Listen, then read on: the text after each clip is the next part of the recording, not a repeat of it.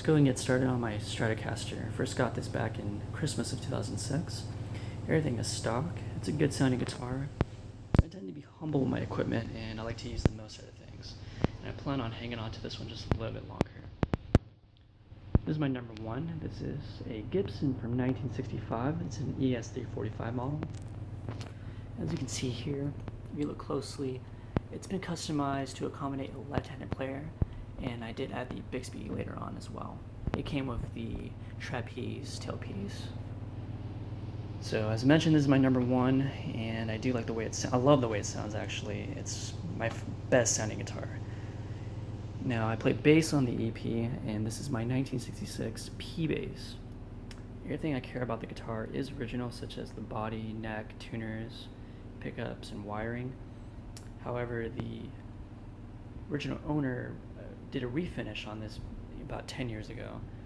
That's why I got a good deal on it, and it's a very monstrous kind of tone, and it's perfect for what I do. I love the way it sounds.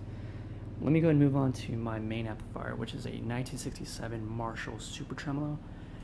And these are the settings that I have for the Gibson. However, when I use the Stratocaster, I tend to have everything up, including the bass.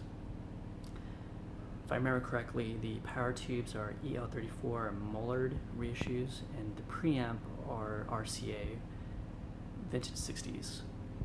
So this cabinet is a 1968 4x12, and it has the Greenback Celestions 20-watt version, and the bottom cabinet is a 68 as well, and the speakers a little bit later. They're from the early 70s, also Greenback Celestions.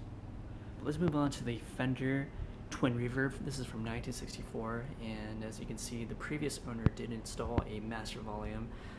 I guess it was a victim from the 1980s, but it's a nice little amplifier that I use for bass. In conjunction, I'll have these dual Showman Fender speakers from 1968 with the JBL 15-inch speakers, and just get a insane earth-pounding kind of tone.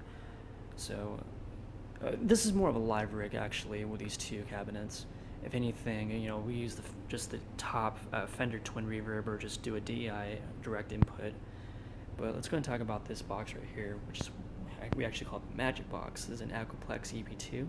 I believe it's from 1967, and we use it for virtually any instrument, even including vocals, and you can get all kinds of delays or echoes on this thing, so it's a nice little tool to have around. Down here, this is the foot switch for the tremolo for the Marshall, and then in the middle, this is a on-off switch for the Aquaplex. And right here, this is a Arbiter fuzz face from 1966. This is my favorite guitar pedal of all time, actually, and this right here is the Vox wall pedal. This is from 1969, excuse me. And I do like to collect vintage cables. The blue one is a vintage one. And up here, this is my Mini Moog reissue. You might hear this on the EP. And this is my acoustic guitar, my Yamaha F35P. My first guitar. It's been beaten to hell, and I've held on to it because I love it so much.